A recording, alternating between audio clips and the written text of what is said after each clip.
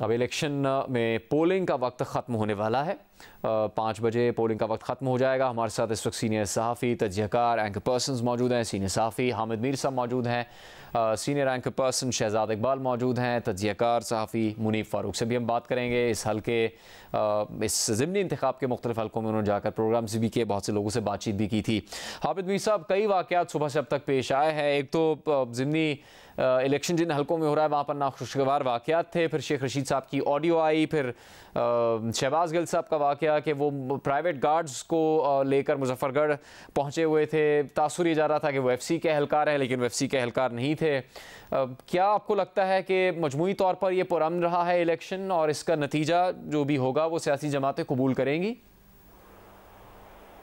देखिए, अभी तो मेरे ख्याल है पोलिंग हो रही है। जब पोलिंग मुकम्मल हो जाए तो उसके बाद ही कुछ कहा जा सकता है। लेकिन ये जो थोड़ी बहुत आपको टेंशन नज़र आ रही है, ये तो होती है इस सूरत हाल में। और अगर किसी सियासी रहनुमा के साथ कोई गार्ड हैं तो इस पर किसी को एतराज़ करने की ज़रूरत नहीं है। गार्ड अगर वो हैं तो उसने खुद तो नहीं ना ये कहा कि जी ये कौन सी ऑर्गेनाइजेशन के गार्ड हैं। तो मेरा ख्याल है कि इस पर ओवर रिएक्ट किया जा रहा है कि जी किसी के साथ एफटी के गार्ड हैं या नहीं है। तो आजकल की सूरत हाल में अगर किसी के साथ गार्ड मूव करते हैं तो उस पर एतराज़ करने की कोई ज़रूरत नहीं है। मेरा नहीं ख्याल कि इस पर किसी को गिरफ्तार कर लेना चाहिए जी। इस पर ओवर रिएक्ट कर रही है पंजाब गवर्नमेंट, उसको ओवर रिएक्ट नहीं करना चाहिए। ठीक है, ठीक है। हामिद मीर साहब, जो तब्दीलियां कुछ हो रही हैं पंजाब में, जलील शरकपुरी साहब ने मुस्ताफ़ी होने का फ़ैसला किया, फिर गयासुद्दीन और काशिफ महमूद से मुताल्लिक़ खबर आई। गयासुद्दीन साहब ने कहा कि वो नहीं छोड़ रहे मुस्लिम लीग नून, परवेज़ इलाही साहब की हिमायत का ऐलान उन्होंने नहीं किया, लेकिन जलील शरकपुरी साहब ने तो मुलाकात भी की परवेज़ इलाही से, मुस्ताफ़ी होने का भी ऐलान कर दिया। इससे कितनी सूरत हाल तब्दील होगी पंजाब में नंबर गेम की?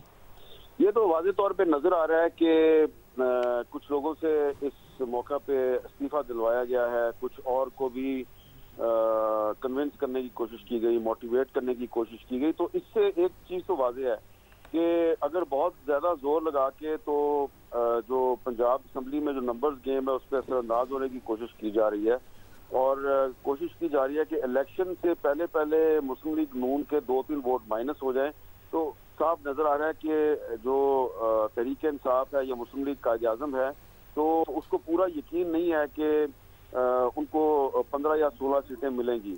अगर उनको यकीन होता कि 15 या 16 सीटें उनको मिल जाएंगी तो फिर वो ये काम ना करते। तो ये जिस तरीके से इलेक्शन से एक दिन पहले एक बंदे से इस्तीफा दिलवा दिया गया और 2-3 और जो है उसके बारे में अफवाहें फैलाई गई, तो मेरा ख्याल है इसको हम कहेंगे डर्टी ट्रिक्स। ये ओछे हथकंडे हैं और इनका मतलब ये है कि जो पार्टी जो है वो इससे बेनिफिट हासिल करने की कोशिश कर रही है, उसको इलेक्शन रिजल्ट में मतलूबा कामयाबी के हसूल का यकीन नहीं है, इसलिए वो ये काम कर रही है। तो इसका वाज़ेह तौर पे जो एक इम्प्रेशन जाता है वो ये जाता है कि तहरीक इंसाफ और मुस्लिम लीग कायद-ए-आज़म मिलकर जो है वो ये सारा खेल खेलने की कोशिश कर रहे हैं, क्योंकि उनको यकीन है आज कि हमें 15 या 16 सीटें नहीं मिलेंगी।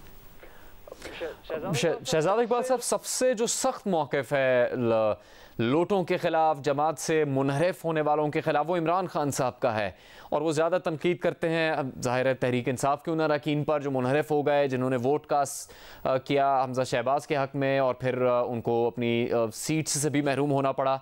अपने जलसों में भी वो इस पर शदीद मौक़िफ़ अपना सामने लाते रहे हैं, स्टेज पे खड़े होकर वो लोटों के ख़िलाफ़ अपना मौक़िफ़ देते रहे हैं, सभी हम उससे वाकिफ़ हैं।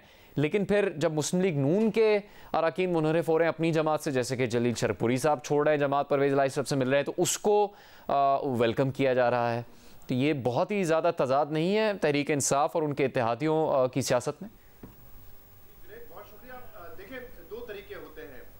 ये मेरी नज़र में फिर भी बेहतर है कि अगर आप किसी सियासी जमात के टिकट पर आए हो तो बजाय कि उसके जमात के खिलाफ आप वोट दें, किसी और के हक में वोट दें, आप पहले इस्तीफा दें, दोबारा इलेक्ट होकर आ जाए।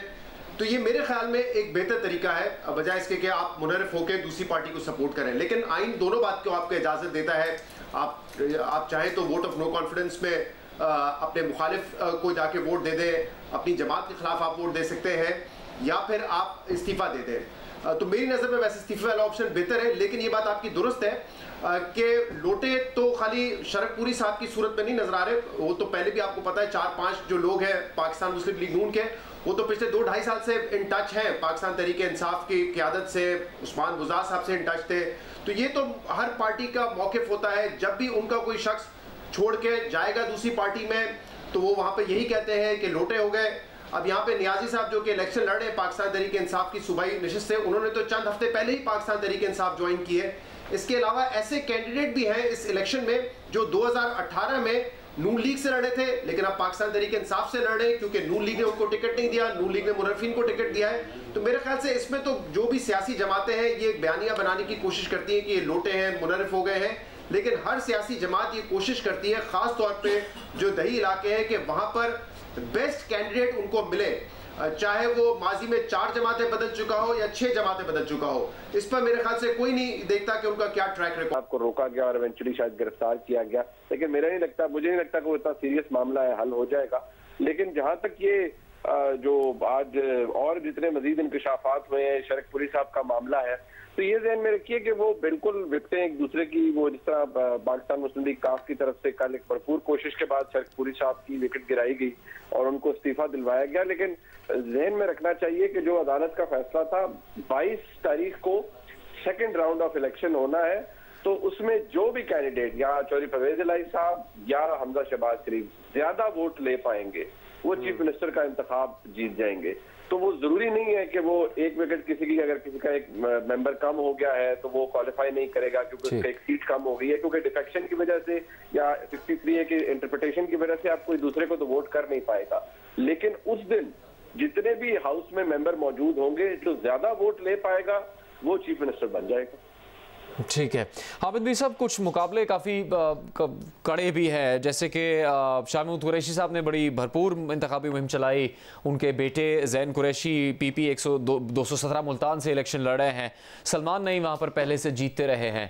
तो ऐसे जो कांटेदार मुकाबले हैं इसमें ज़्यादा ये मसले की तवक्को की जा सकती है कि इंतखाबी नतीजा किस तरफ जाता है उसके ऊपर इख्तलाफ पैदा हो सकता है। अगर शेख रशीद साहब जिस तरह से बात कर रहे थे कि उन्होंने एक मौक़िफ़ दे रखा है और वो ऑडियो में जो बात हो रही है उस पर अगर शाह महमूद कुरैशी के बेटे कामयाब होते हैं तो ज़ाहिर है फिर उनका एतराज़ ख़त्म हो जाएगा, लेकिन अगर वो कामयाब नहीं होते तो फिर वो कबूल नहीं करेंगे नतीजे को।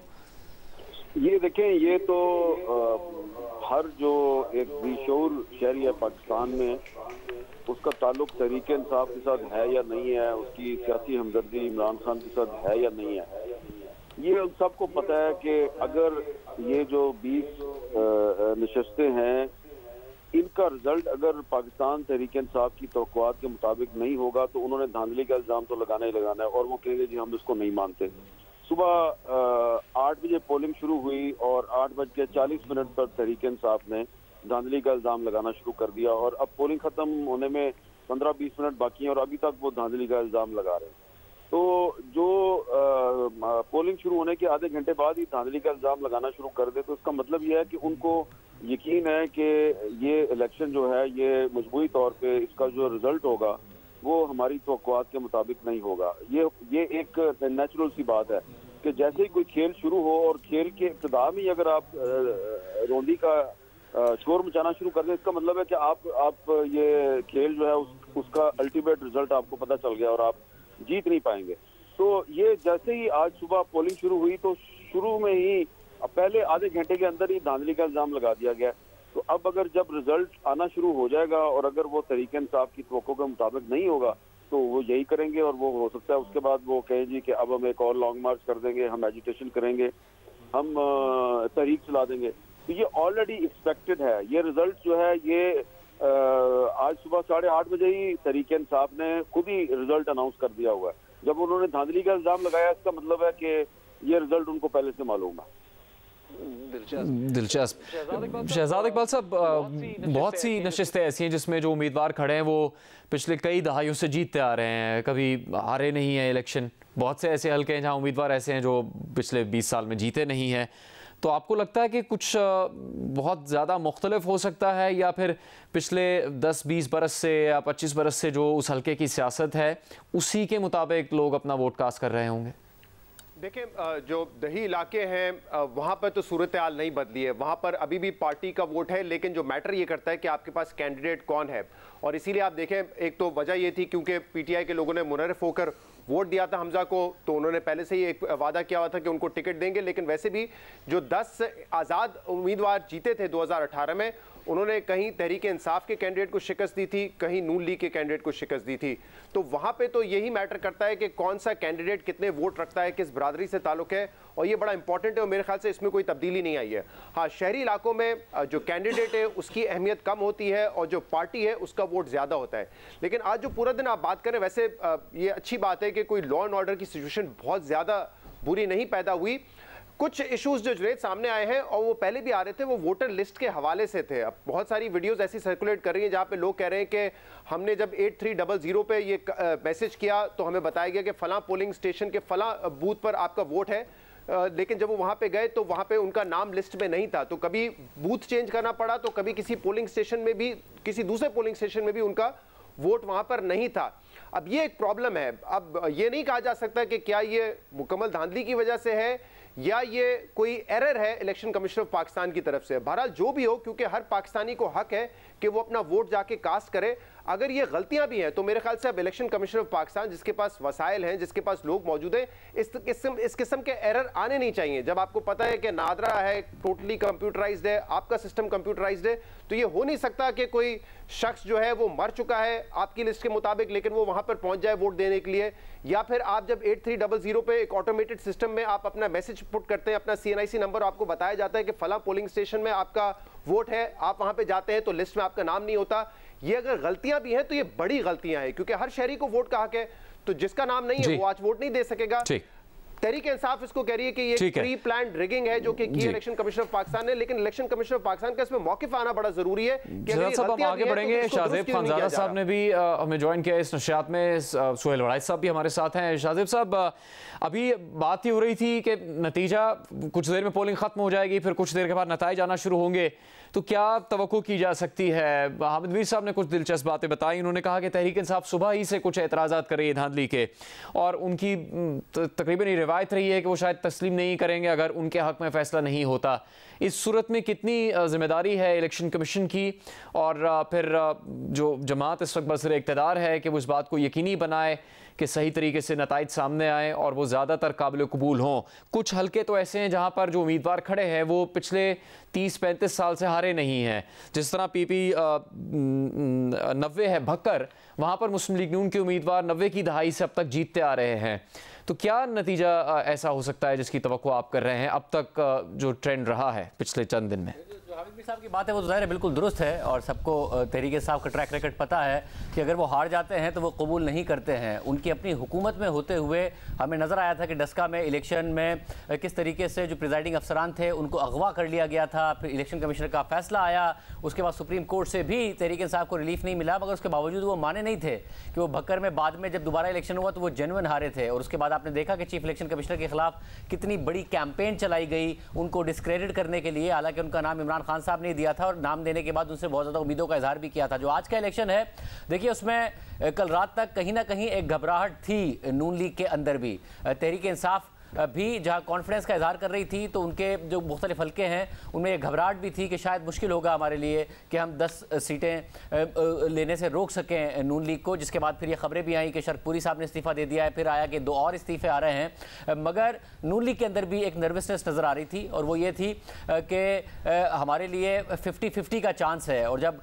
ज़ाहिर है हमने उनसे पूछा कि क्या महंगाई की वजह से आपको लगता है या जो इमरान खान साहब ने बयानिया बना दिया उसकी वजह से लगता है, तो उनका ज़्यादातर यही कहना था कि हमें जो सबसे बड़ा फैक्टर है जिसकी बात कम हुई है वो है कि हमारी तरफ से जो मुनहरिफ अराकीन को, जो इमरान खान साहब कहते हैं लोटो को वोट दिया गया है, टिकट दिया गया है, तो उसके खिलाफ जो इमरान खान ने नैरेटिव बना दिया है उससे एक तो वैसे ही वोटर सपोर्टर नाला नजर आता है, और क्योंकि हमने अपनी पार्टी के दरीना कारकुनों को नहीं दिया टिकट, उसकी वजह से हमें एक बहुत बड़े सेटबैक का सामना करना पड़ सकता है, क्योंकि बहुत सारी जो मुख्तलिफ सतह पर कारकुन होते हैं कैंपेन करने के लिए बाई इलेक्शन में, वो नहीं कर रहे हैं।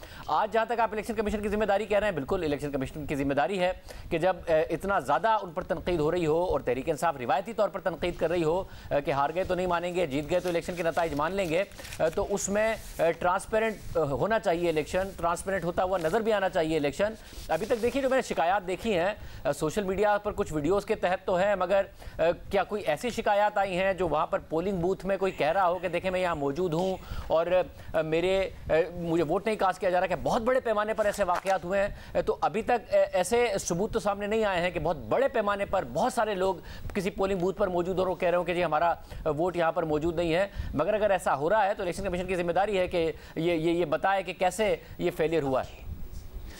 सुहेल वड़ाई साहब, जैसे कि अभी तक ये बात काबिल जिक्र है कि सुबह से चंद एक जगहों पे 3-4 हल्के ऐसे हैं जहां पर वाक़यात पेश आए हैं। मजमूई तौर पर पोलिंग पुरअमन तरीके से जारी रही है, कोई शिकायत भी उस तरह से सामने नहीं आई है। तो क्या ये तवक्को की जा सकती है कि पुरअमन तरीके से इलेक्शन ख़त्म हो जाएगा और जो एक रिवायती तरीका है तहरीक इंसाफ का ये तस्लीम ना करने का कि वो इलेक्शन को नहीं मानते या उसके नतीजे को नहीं मानते, इसके अलावा वो बहुत ज़्यादा कोई एतराज़ या हंगामा नहीं करेंगे? देखें, पलट कर झपटना, झपट कर पलटना, झपट लहू गर्म रहना, झपट लहू गर्म रहना, झपट लहू गर्म रहना है एक बहाना। तो जब भी इलेक्शन होता है, कंपटीशन होता है, उसमें इस तरह के वाकयात होते हैं और एक दूसरे का मुकाबला जब होता है तो उसमें ये इस तरह के वाकयात पाकिस्तान में होना लाजम है। लेकिन शुक्र है कि कहीं फायरिंग नहीं हुई, शुक्र है कि कोई इस तरह से मामला नहीं हुए जिसको बहुत ज्यादा खराब कहा जा सकता है। ये छोटी मोटी चीजें ये तो होती रहती हैं और ये इलेक्शन का हिस्सा है और इलेक्शन के अंदर अगर ये ना हो तो इलेक्शन की गर्मा गर्मी पर कैसे नजर आए। तो कंपटीशन जहाँ सख्त होता है वहाँ इस तरह की तकरार या नोक झोंक या इस तरह के छोटे मोटे झगड़े ये भी ज्यादा नजर आते हैं। असल बात यह है कि कोई ऐसा झगड़ा ना हो जिसमें कोई इंसानी जान जाया हो, जिसमें कोई फायरिंग हो, जिसमें कुछ ऐसा हो, तो वो मेरा ख्याल है कि काफी बेहतर कंट्रोल है। अच्छा हुआ है कि वो कुछ ऐसा वाकया नहीं हुआ। दूसरी बात यह है कि दोनों फरीकों के लिए मैदान खुला है, बस दोनों को नताइज तस्लीम करने चाहिए। लेकिन हमारे यहाँ यह है कि जो भी आता है वो नताइज तस्लीम नहीं करता और ख़ासकर पीटीआई जो है वो तो बिल्कुल नहीं नताइज तस्लीम करती। लेकिन आज जो है नताइज इसलिए तस्लीम करने पड़ेंगे कि इन नताइज का असर पड़ेगा, क्योंकि ये नताइज सिर्फ इतना नहीं है कि आज की इलेक्शन के हार जीत के बाद ख़त्म हो जाए। अगर पीटीआई जीतती है तो पूरा सिस्टम हिलता है, पूरा सिस्टम जो है वो चेंज होता है। फिर इलेक्शन की तरफ पूरे कौम को जाना पड़ेगा और अगर नून जीतती है तो फिर पूरा सिस्टम इसी तरह चलेगा। फिर पीटीआई को बर्दाश्त करना पड़ेगा नून लीग की हुकूमत को और जो इलेक्शन है उसका तादेर इंतजार करना पड़ेगा। ठीक है, सुहेल वड़ाई साहब तफसील बता रहे थे। उनका कहना है कि ये नताइज जिस तरह के भी होंगे इन्हें तमाम जमातों को तस्लीम करना चाहिए और ये एक अहम बात होगी कि कोई नाखुशगवार वाक़या इस दौरान पेश ना आए। एक अहम खबर आपको कुछ देर में देंगे। मुनीर फारूक साहब, जो लाहौर के 4 हल्के हैं इससे मुताल्लिक क्या तवक्को की जा सकती है आज के इलेक्शन के लिए? देखिए जुनैद साहब, लाहौर में बड़ा ये भी टाइटली कंटेस्टेड इलेक्शन है, बड़ा क्लोजली कंटेस्टेड इलेक्शन है, क्योंकि यहाँ पाकिस्तान मुस्लिम लीग नून का भी वोट बैंक है और लेकिन पाकिस्तान तहरीक इंसाफ का भी वोट बैंक है और कई जो शहरी इलाके हैं वहाँ पर तो इमरान खान साहब की बहुत ज्यादा मकबूलियत है।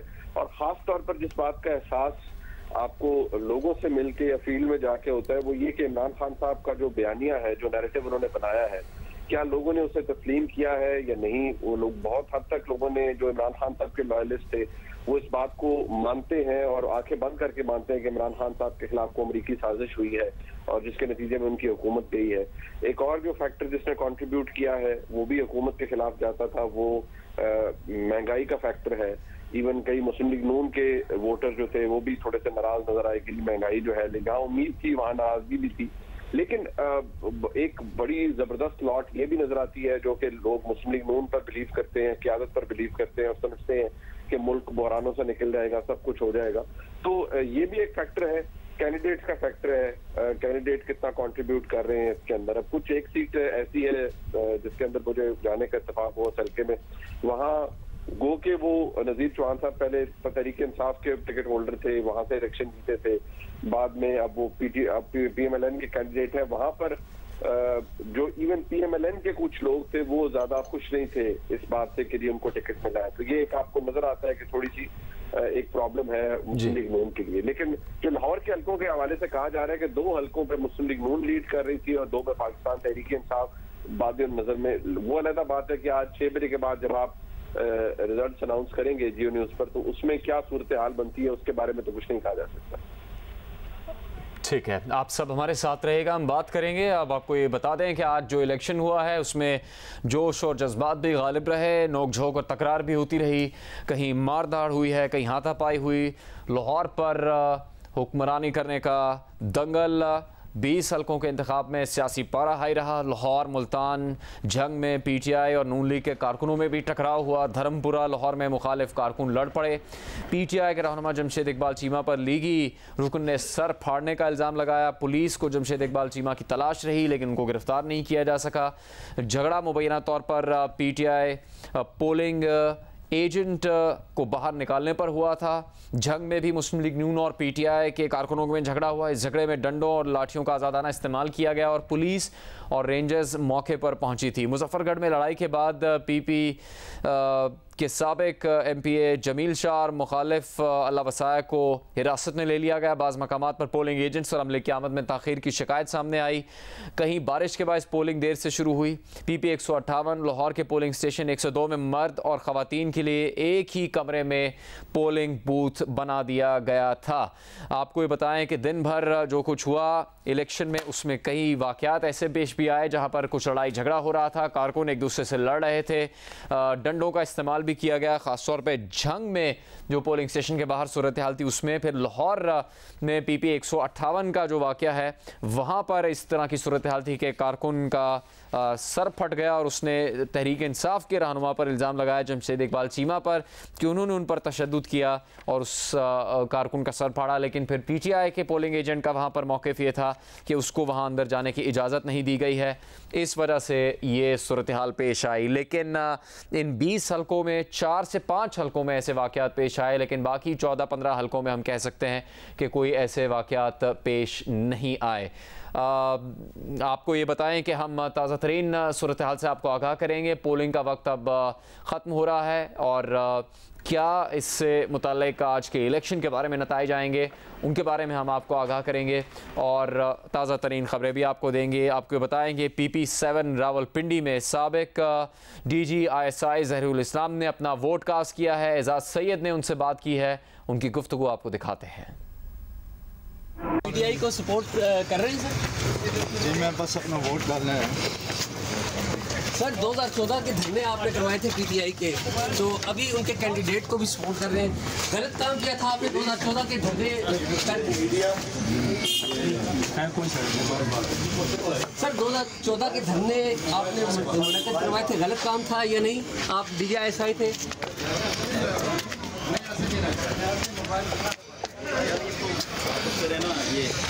सर बात छोड़ देना, वो गलत इल्ज़ाम तो नहीं था कि आप 2014 में धरने आपने करवाए थे? वो कहेंगे सर को वोट डालेंगे आप कुछ बताइए। आप आराम से ना बाद में आप वो मिसकंडक्ट नहीं था। प्लीज़। इमरान खान फौज को तकसीम कर रहे हैं, आप इमरान खान की हिमायत कर रहे हैं। सर आप बस करें। सर क्या किसी सर्वेंट जनरल को ये बात रेज देती है कि वो उस ISI चीफ के तौर पे एक पॉलिटिकल पार्टी के धरने मुनक़्क़िद करवाए?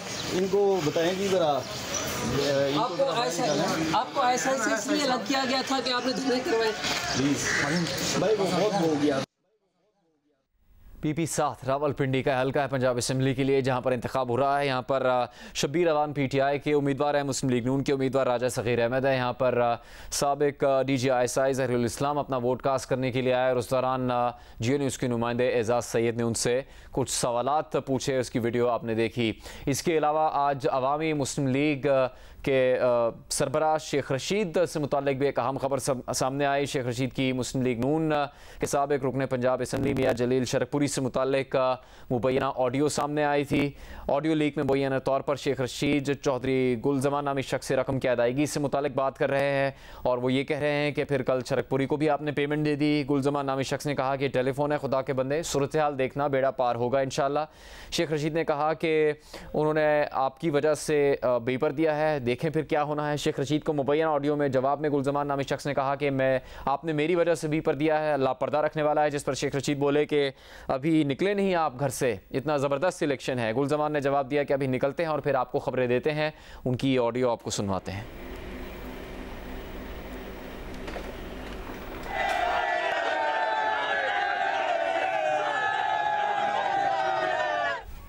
पोलिंग पंजाब के इन 20 हल्कों में इंतखाबात के लिए, पंजाब के 20 हल्कों में ज़िमनी इंतखाबात के लिए पोलिंग का वक्त ख़त्म हो गया है। 5 बज चुके हैं पाकिस्तान में।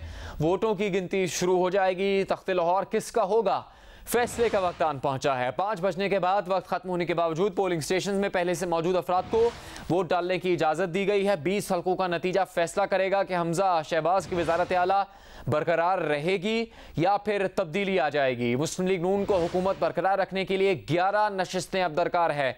PTI को कम से कम 13 नशिस्तों पर कामयाबी हासिल करना होगी। पंजाब असम्बली की 20 नशिस्तों पर ज़िमनी इंतखाब के लिए वोटिंग का वक्त अब ख़त्म हो चुका है। पंजाब असम्बली ज़िमनी इंतखाब में 175 उम्मीदवारों ने हिस्सा लिया। 20 हल्कों में रजिस्टर्ड वोटर्स की मजमूई तादाद 45,79,898 है।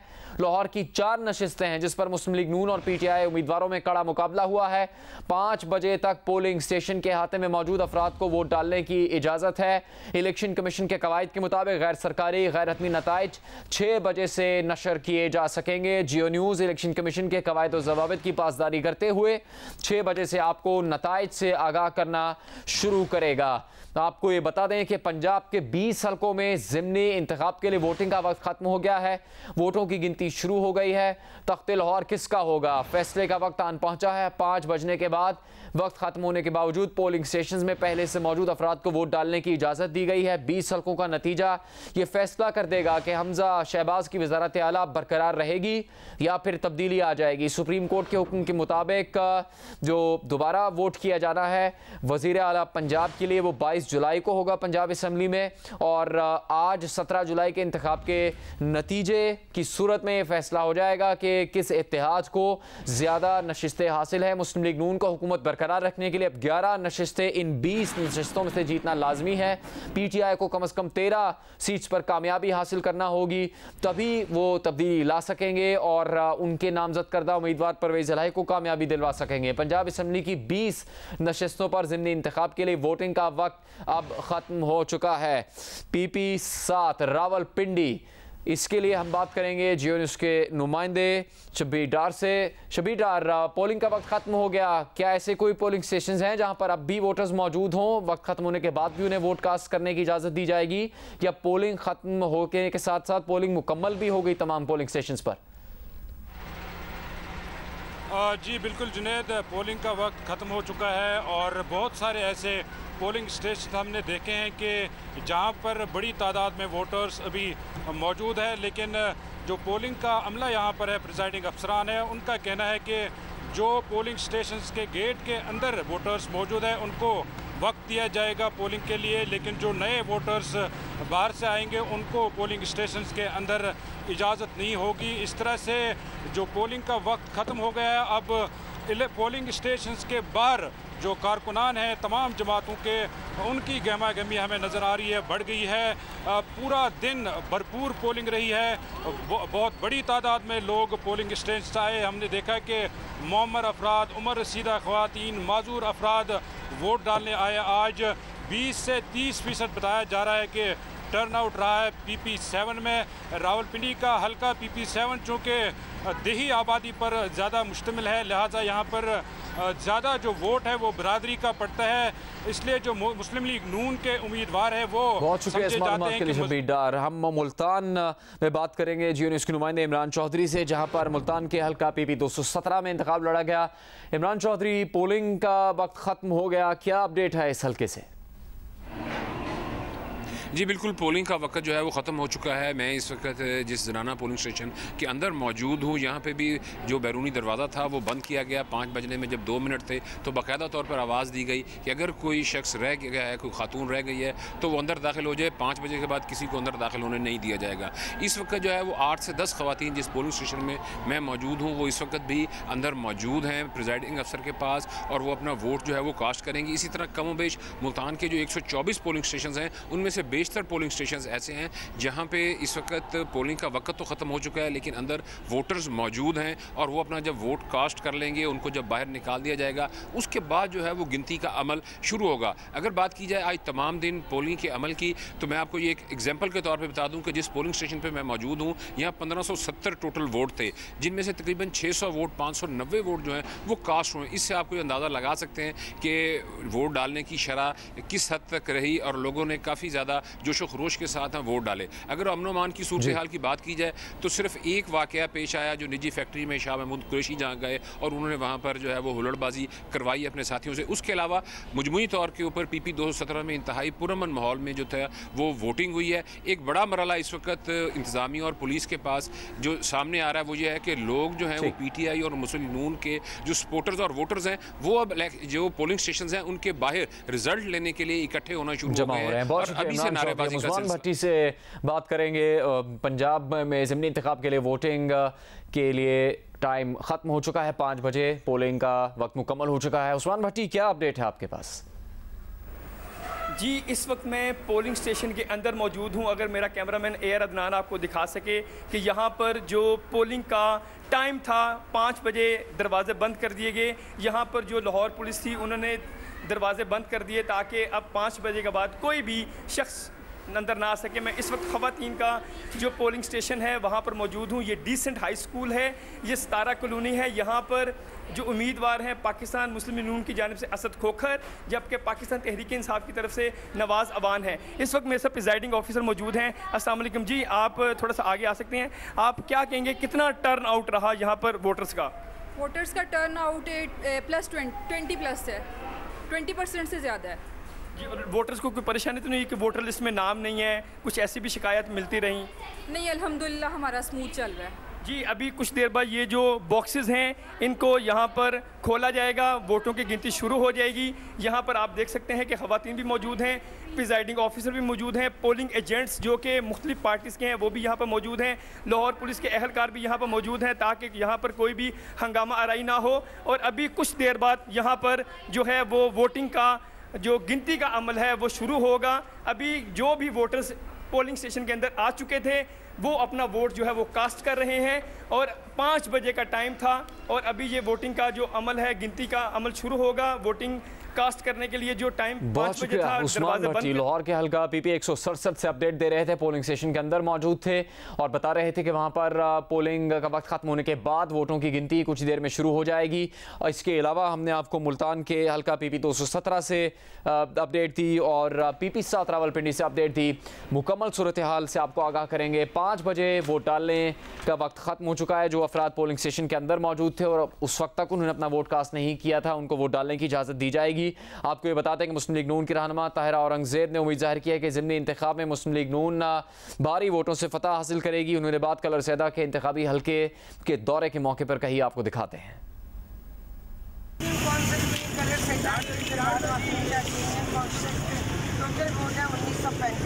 जिसमें से 1000 वोट हो चुके हैं और 1000 में से 980 वोट पाकिस्तान मुस्लिम लीग मुस्लिम लीग नून की रहनुमा ताहिरा औरंगजेब ने उम्मीद जाहिर की है कि ज़िमनी इंतखाब में मुस्लिम लीग नून भारी वोटों से फतह हासिल करेगी।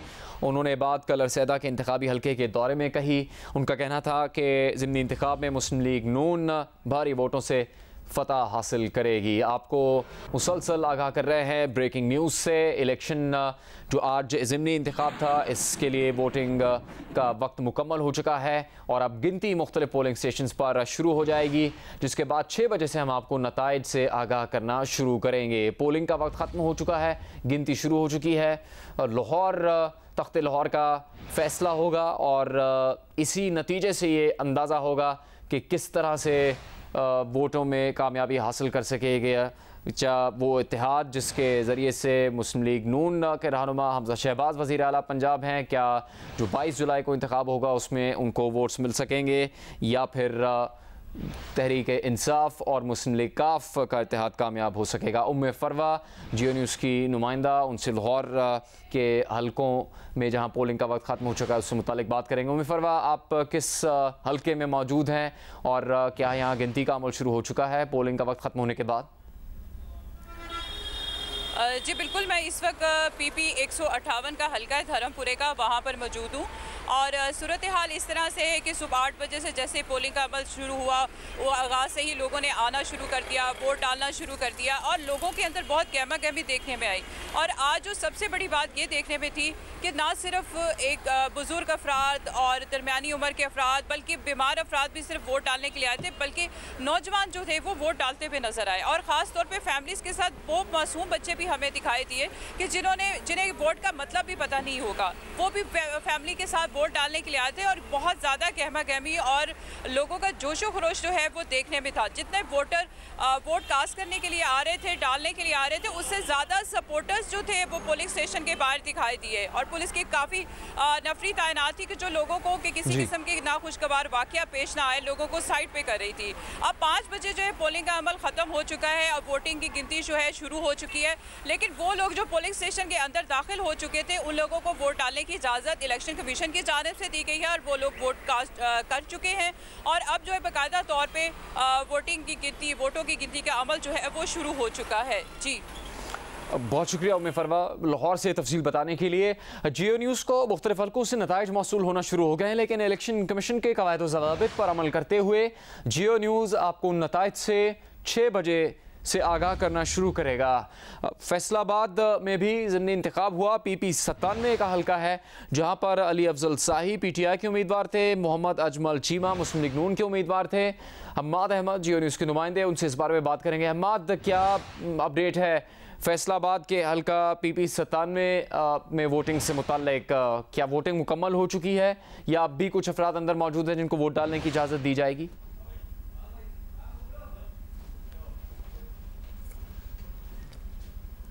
PP 97 फैसलाबाद में हम्माद अहमद से हम बात करेंगे, जहां पर पोलिंग का अमल ख़त्म होने के बाद वहां पर वोटों की गिनती शुरू हो गई है। जियो न्यूज़ को मुख्तलिफ हल्कों से नताइज मौसूल हो रहे हैं, लेकिन इन नताइज से जियो न्यूज़ आपको इलेक्शन कमीशन के कवायद ज़वाबित के मुताबिक 6 बजे से आगाह करेगा। हम्माद अहमद, कैसा रहा फैसलाबाद में आज इंतखाब का दिन और क्या वोटों की गिनती शुरू हो गई है पोलिंग स्टेशन पर?